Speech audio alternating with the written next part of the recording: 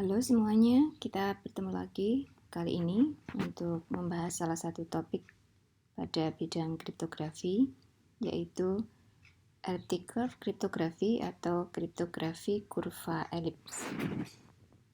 Ini merupakan salah satu algoritma untuk kriptografi kunci publik. Sebelum elliptic curve kriptografi ini ditemukan atau diusulkan, maka sebagian besar produk dan standar pada kriptografi kunci publik menggunakan RSA. Nah, karena untuk keamanan, maka RSA memerlukan kunci yang semakin panjang gitu, untuk menjaga keamanannya. Nah, ini akan menyebabkan beban pemrosesan yang makin besar untuk aplikasi yang menggunakan kunci publik. Karena alasan tersebut, maka dicari alternatif algoritma kriptografi kunci publik lainnya yang tidak memerlukan kunci yang terlalu panjang. Salah satu yang diusulkan adalah ECC atau elliptic curve cryptography ini. Saat ini ECC sendiri sudah dimasukkan pada beberapa standar, misalnya standar dari IEEE untuk kriptografi kunci publik. Kelebihan utama dari ECC dibanding dengan RSA adalah bahwa keamanan yang tingkat atau level keamanan yang disediakan sama dengan RSA, meskipun kunci yang diperlukan lebih pendek. Jadi di sini fokusnya adalah untuk efisiensi, mengurangi beban pemrosesan. Sebelum kita membahas mengenai ECC sendiri, maka kita perlu membahas kurva elips dulu ya. Kurva elips. Jadi di sini didefinisikan kurva elips adalah kurva kubik non-singular ya, dengan dua variabel, yaitu x dan y sama dengan 0. Dan titiknya berupa bilangan rasional biasanya.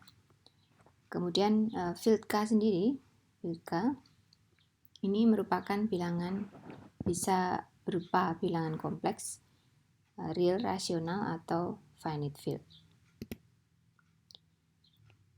Kemudian untuk grup yang dibentuk oleh kurva elips itu menggunakan simbol semacam ini ya, field FP atau EP kadang-kadang, dengan P adalah bilangan prima, atau bisa juga F2 pangkat M.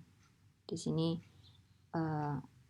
berarti merupakan representasi biner dengan 2 pangkat M elemen. Persamaan kurva elips sendiri itu merupakan persamaan dengan dua variabel tadi ya, x dan y. Kemudian ada beberapa koefisien yang terlibat di sini. Perlu diketahui bahwa kurva elips itu bukan suatu elips. Jadi bukan suatu elips. Persamaan kurva elipsnya secara umum disebut persamaan Weierstrass, diambil dari nama yang menemukannya. Bentuknya adalah seperti ini. Jadi derajat dari x-nya adalah 3 maksimum, kemudian derajat dari y-nya adalah 2. Kemudian juga ada perkalian antara xy di sini. Jadi ada a xy, a-nya adalah koefisien berupa bilangan real, kemudian ada by, b juga bilangan real, kemudian ada cx kuadrat, koefisien dari x kuadrat, ada dx dan e.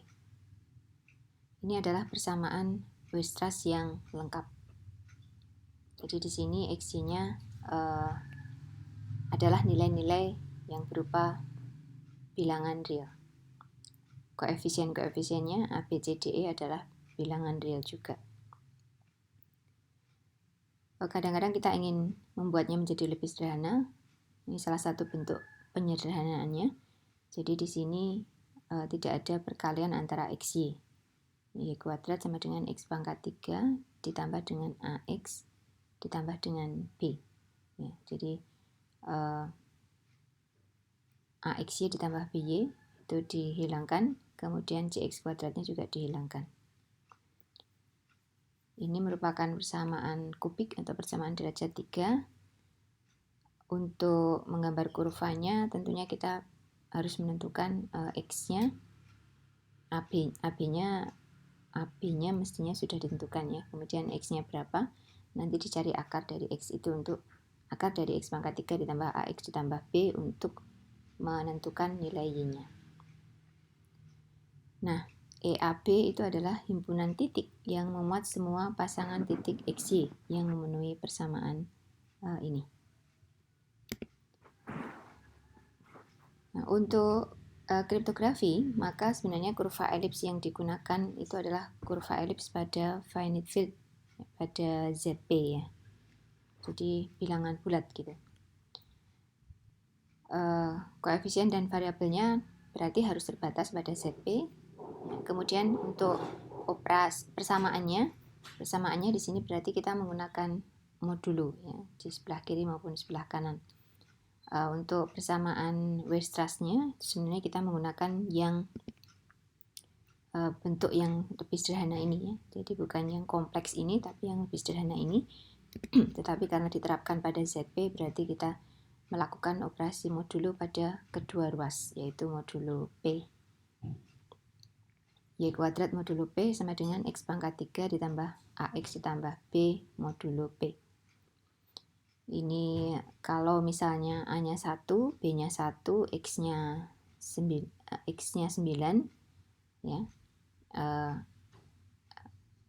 P-nya 23 ya. Jadi A-nya 1, B-nya 1, P-nya 23.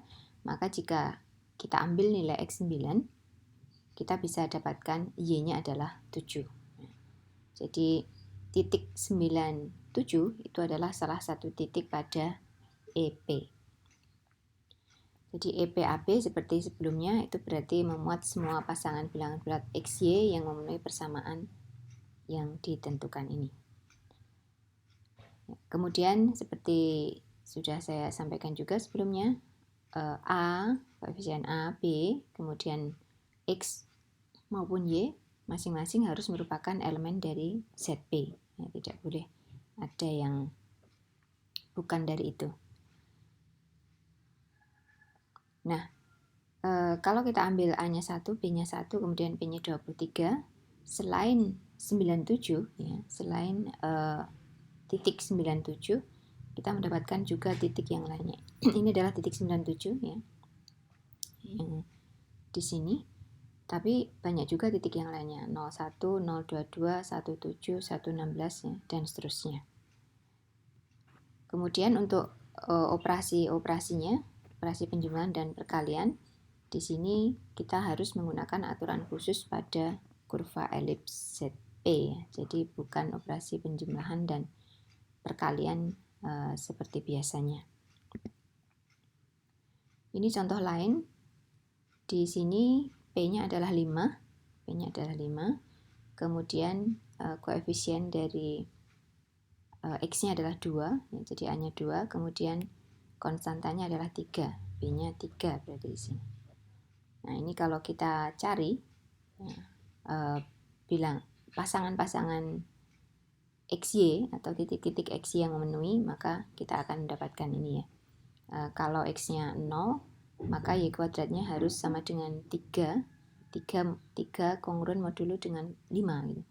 Nah, ini tidak ada, jadi berarti ini tidak ada nilai Y yang memenuhi X sama dengan 0. Kalau X sama dengan 1, maka berarti ketika kita masukkan ke sini, kita dapatkan Y kuadratnya adalah 6 modulo 5 yaitu 1. Nah, ini ada 2 Y yang memenuhi, yaitu ketika Y sama dengan 1 dan Y sama dengan 4. Kemudian jika X sama dengan 2, berarti kita akan mendapatkan Y kuadratnya itu adalah 15 modulo 5 itu adalah 0. Berarti di sini Y-nya adalah 0. Ya. Y kuadratnya 0, modulo 5 berarti Y-nya adalah 0. Ketika X sama dengan 3, maka Y-nya 1 dan 4. Ketika X sama dengan 4, maka Y-nya adalah 0. Sehingga kita dapatkan titik-titik pada kurva, ya, pada EP itu adalah 11, 14, 20, 31, 34, 40 dan titik pada infinity. Kemudian untuk EP sendiri ya, itu memiliki beberapa properti. Dia sebenarnya merupakan grup abelian berdasarkan dari properti-properti yang ada di sini. Jadi misalnya kita punya dua titik P dan Q pada EP. Nanti akan terdapat titik ketiga, ya. Titik ketiga adalah P ditambah Q. Properti misalkan P ditambah Q itu adalah suatu bilangan, ya. Kemudian ada titik yang lain yaitu P, Q dan ada titik lain yaitu R, ya. Maka operasi-operasi pada P, Q, R itu memenuhi sifat-sifat grup abelian. Jadi ada sifat komutatif untuk penjumlahannya, P ditambah Q sama dengan Q ditambah P.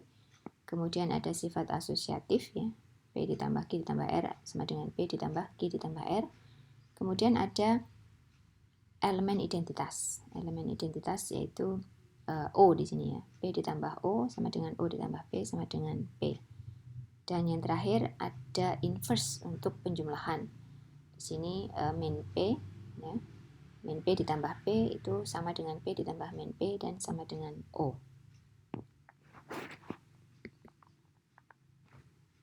Nah, untuk penjumlahannya sekali lagi menggunakan aturan pada kurva elips. Sebenarnya ketika kita menjumlahkan dua titik yang berbeda di sini P dan Q, maka pada kurvanya, ini adalah kurvanya, kurva yang memenuhi persamaan ini, ya. Maka kemudian P ditambah Q-nya itu adalah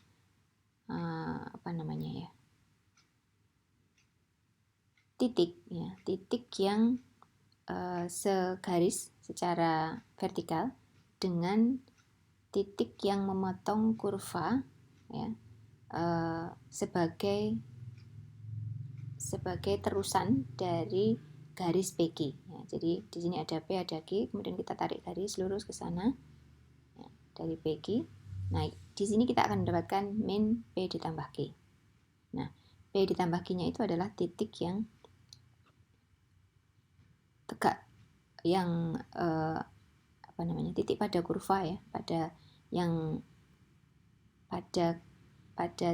titik yang segaris, ya, dari min P ditambah Q, ya, ke bawah, ya, yang memotong kurva elipsnya juga, gitu, ya. Jadi ini min P ditambah Q, nah ini adalah P ditambah Q-nya, gitu.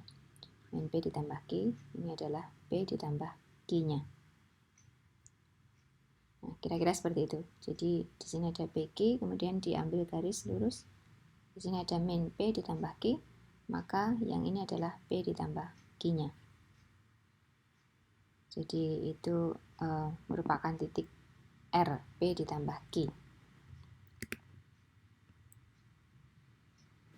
Kemudian ini ilustrasi untuk penjumlahannya. Jadi ini tadi sebenarnya, ya, mirip.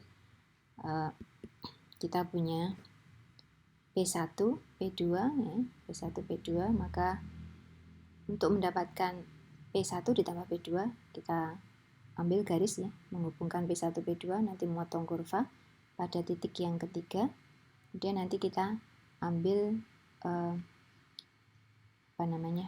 titik yang segaris secara vertikal dengan titik potong ketiga tadi. Kita dapatkan di sini P3. Seperti itu. Jadi ini adalah contoh ketika persamaannya adalah Y kuadrat sama dengan X pangkat 3 dikurangi X ditambah 1. Nah, kita juga bisa membuat atau menghitung titik X3, Y3, di mana ini merupakan pasangan titik yang bentuk R, ya, bentuk titik R, dan R ini adalah penjumlahan dari P ditambah Q. Nah, untuk ini kita perlu mendefinisikan lambda dulu. Ada lambda di sini. Lambda didefinisikan seperti ini. Jadi kalau X1 tidak sama dengan X2, artinya di sini P dengan Q itu adalah dua titik yang berbeda, maka lambdanya adalah Y2 min Y1 dibagi X2 min X1. Tetapi jika X1 sama dengan X2, maka lambdanya adalah 3X kuadrat ditambah A dibagi dengan 2Y1. Kira-kira seperti itu, 3X1 kuadrat ditambah A dibagi 2 kali Y1. Nah, kemudian untuk mendapatkan R, di mana R adalah P ditambah Q, R tersusun dari X3 dan Y3. Nah, X3-nya adalah lambda dikurangi X1 dikurangi X2, sementara Y3-nya adalah lambda dikalikan dengan X3 min X1 ditambah dengan Y1. Seperti itu. Nah, menggunakan ini berarti kita tidak perlu menggambar titiknya gitu. Jadi kita cukup menggunakan persamaan ini. Nah, ini ilustrasi yang lain. Jadi menggunakan lambda juga ya, tetapi ini diilustrasikan dengan gambar sekalian ya. Ini PQ, kemudian R, di mana R adalah P ditambah Q, itu didapatkan di sini. Nah, di mana ini merupakan titik ya, titik yang memotong kurva elipsnya secara vertikal ya, lurus dari min R-nya ya, ke bawah.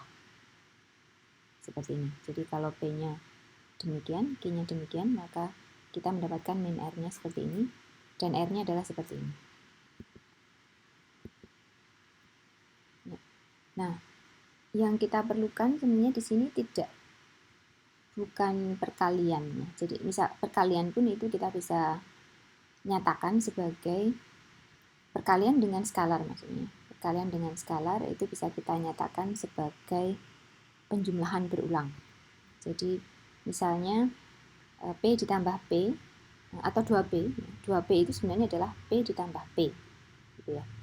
Jadi 2P itu sebenarnya adalah P ditambah P. Nah, aturannya seperti tadi. Jadi di situ berarti X1 sama dengan X2 ya, karena ini titik yang sama. Berarti kita menggunakan lambda yang sebelumnya, yang dimana X1 sama dengan X2. Jadi menggunakan lambda yang ini. Untuk nanti mendapatkan titik hasil penjumlahannya, yaitu 2P. Nah, di sini ini contohnya, P-nya demikian ya, P-nya 2,65, maka nanti akan didapatkan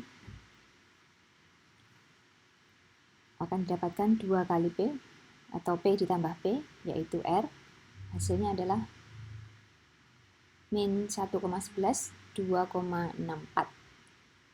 Seperti itu. Jadi ini sebenarnya kalau dilihat dari kurvanya, ini sebenarnya titik yang min R-nya itu adalah sekali lagi titik potong kurva dengan garis singgung P, garis singgung kurva yang berada di titik P. Ini adalah garis singgung. Ya, pada titik P. Kemudian nanti akan memotong kurvanya, itu adalah min R. Nah, R-nya sendiri adalah ini. Dan ini merupakan sekali lagi 2 kali P. Ini adalah 2 kali P. Oke. Ya. Kemudian P ditambah min P di sini itu adalah O. Ya. P ditambah min P itu adalah O. Dan P sama dengan O ditambah P. Jadi O-nya merupakan identitas aditif, identitas penjumlahan pada grup kurva elips. Semua kurva elips nanti akan memiliki identitas aditif. Kemudian untuk kurva elips pada kriptografi, pertama diusulkan pada tahun 85 ya, 1985 oleh Neil Koplitz dan Victor Miller. Di sini diyakini bahwa permasalahan discrete logarithm pada kurva elips lebih sulit ya lebih sulit untuk dipecahkan dibandingkan pada permasalahan yang sama pada finite field untuk grup perkalian bilangan bulat non negatif seperti yang kita pakai pada misalnya Diffie-Hellman maupun pada El-Gamal gitu. Ya, jadi sekali lagi ECC itu merupakan kriptosistem public key ya. Jadi bisa digunakan seperti RSA, El-Gamal maupun Rabin, sehingga nanti setiap user memiliki public key dan private key. Public key nanti disampaikan ke publik ya, sementara private key disimpan. Ya. Oke, nah ini nanti sebenarnya penggunaannya terkait sekali dengan ini ya, dengan algoritma yang sudah ada. Jadi terkait dengan misalnya Diffie-Hellman ya, dan juga dengan El-Gamal gitu. Di sini yang kita harus membuat dulu atau menentukan dulu elliptic groupnya ya, EP tadi. Kemudian untuk perbandingannya dengan RSA misalnya RSA seperti kita ketahui menggunakan eksponen, sementara ECC di sini menggunakan perkalian dengan skalar, dan ini dinyatakan sebagai penjumlahan berulang ya, dari 2 titik. Jadi kalau 2P itu berarti ya P ditambah P, 3P berarti ya P ditambah 2P gitu. Jadi penjumlahan yang berulang dari 2 titik. Prosedur umum untuk elliptic curve kriptografi. Ini saya kira ya mirip ya dengan pada kriptografi kunci publik. Jadi harus ada elemen publik yang disetujui. Yang pertama persamaan elliptic curve-nya, kemudian nilai A-nya berapa, B-nya berapa, kemudian bilangan primanya berapa, itu juga harus disetujui. Kemudian elliptic group dihitung dari persamaan elliptic curve ya. Jadi ini titik-titik yang membentuk kurva elips itu dihitung dari persamaan elliptic curve. Kemudian ditentukan suatu base point yang diambil dari elliptic group ya. Ini disebut sebagai B. Nah, setelah itu setiap user akan membangkitkan pasangan private key dan public key. Private key-nya di sini harus berupa bilangan bulat X ya, diambil dari interval 1 sampai dengan P-1. Kemudian public key-nya itu adalah hasil perkalian dari private key dan base point. Jadi key-nya di sini merupakan public key dan itu hasil perkalian dari private key-nya. Private key-nya adalah X ya, dikalikan dengan base point-nya. Jadi sekali lagi harus disepakati dulu gitu ya. Elliptic curve-nya AB, kemudian elliptic curve tentunya memuat AB dan P ya. Jadi ini semuanya disepakati dulu. Kemudian elliptic group-nya ya, dihitung dari situ, dan kemudian dari situ diambil satu titik yang disebut sebagai base point B.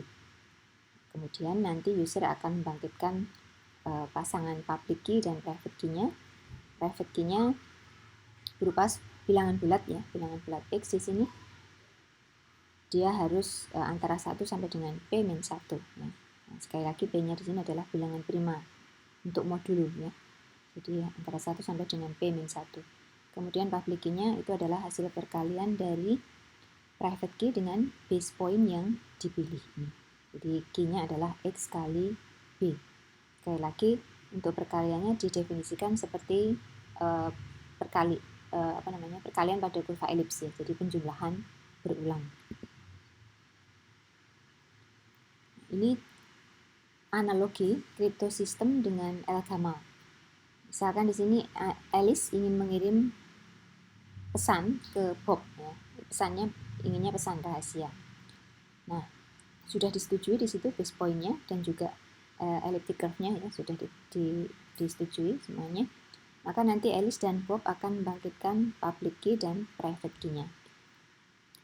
Misalnya untuk Alice private key-nya adalah A, maka public key-nya adalah PA, di mana nilainya adalah A kali B. Kemudian untuk B, misalnya private key-nya adalah B kecil di sini ya, maka public key-nya adalah PB, di mana nilainya adalah B kecil ini dikalikan dengan base point-nya. Kira-kira seperti itu. Kemudian Alice akan membuat plain text ya, karena Alice yang mengirim pesan, maka plain text berasal dari Alice. Kemudian akan dikodekan menjadi titik PM ya, dari elliptic groupnya. Nah, jadi secara algoritma untuk membentuk ciphertext-nya itu seperti ini. Jadi di sini Alice memiliki bilangan bulat random K mirip dengan El-Gamal ya. Jadi ada one time key-nya yaitu K. K-nya diambil dari interval 1 sampai dengan P-1.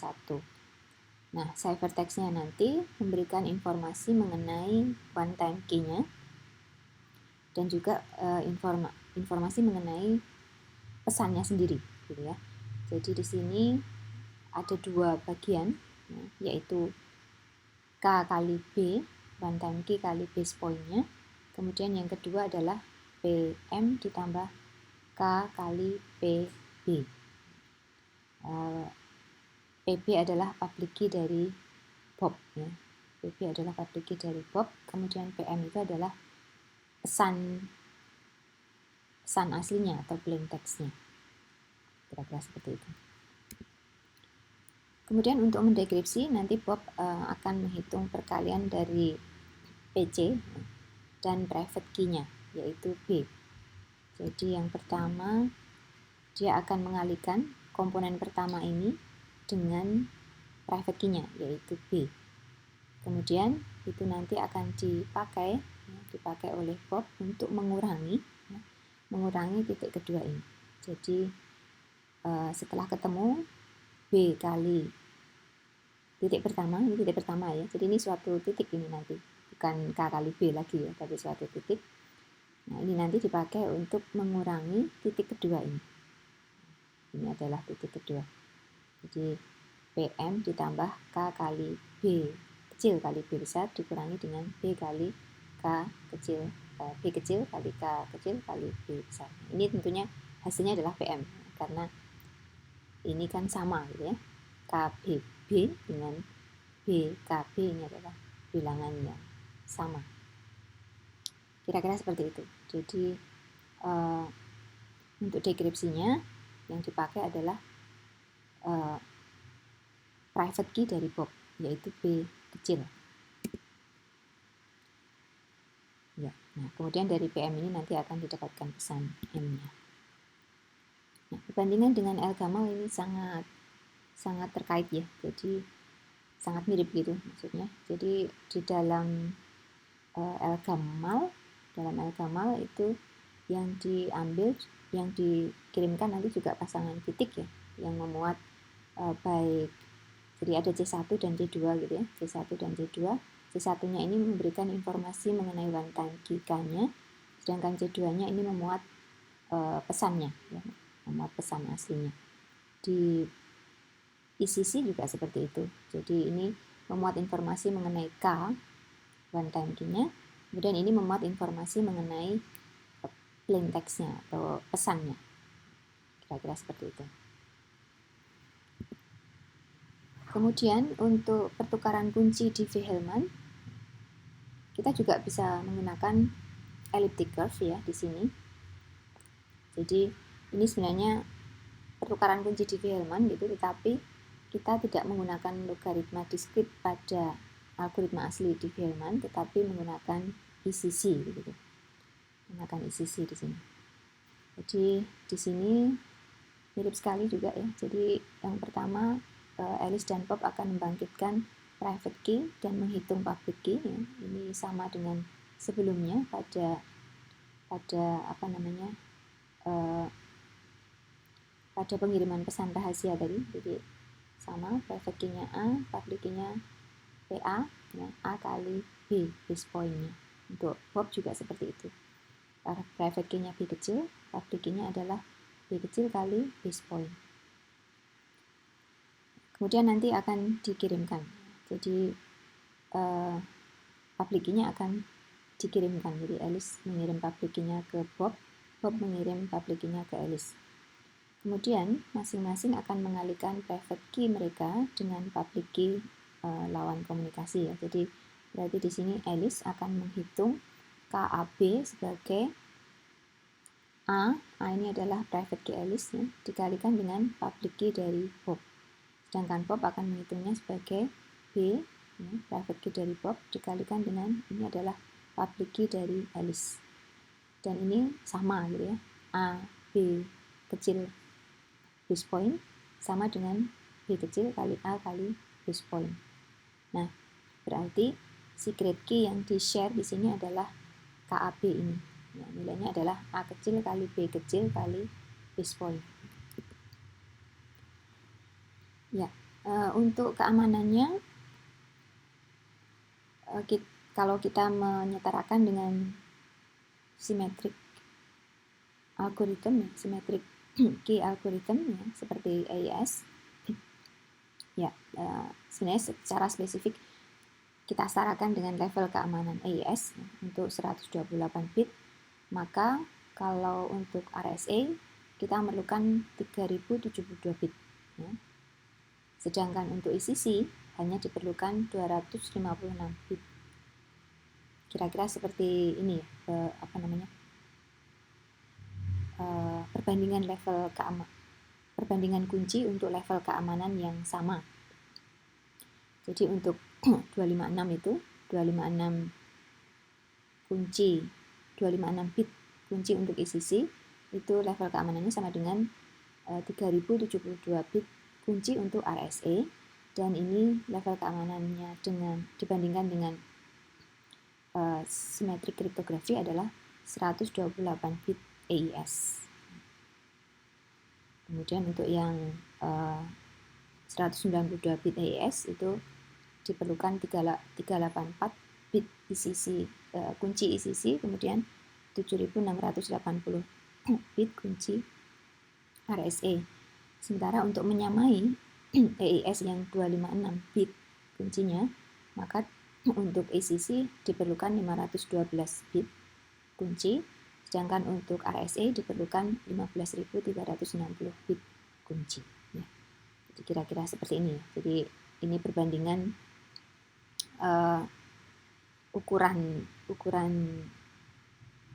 ukuran kuncinya, ya, antara ECC dengan RSA.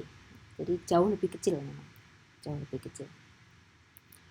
Ya, nah untuk meningkatkan keamanan tentunya selalu saja menggunakan kunci yang lebih panjang. Kemudian untuk ECC sendiri sudah saat ini sebenarnya itu menjadi standar gitu, ya, banyak diaplikasikan misalnya untuk device kecil dengan kapasitas penyimpanan kecil dan kekuatan komputasi yang terbatas. Dipakai misalnya di wireless communication device, smart cards, web server, dan juga aplikasi apapun, ya, di mana keamanan diperlukan tetapi resource-nya terbatas. Jadi lebih efisien dibandingkan dengan RSA dan El-Gamal. Ya, manfaat ECC sendiri, ya, untuk confidentiality, integrity, authentication, dan non-repudiation. Ya.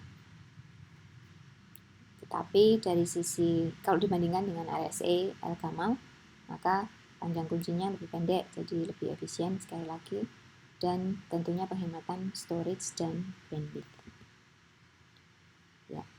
Ya, saya kira itu mengenai ECC, Elliptic Curve Cryptography. Ini adalah referensi yang digunakan.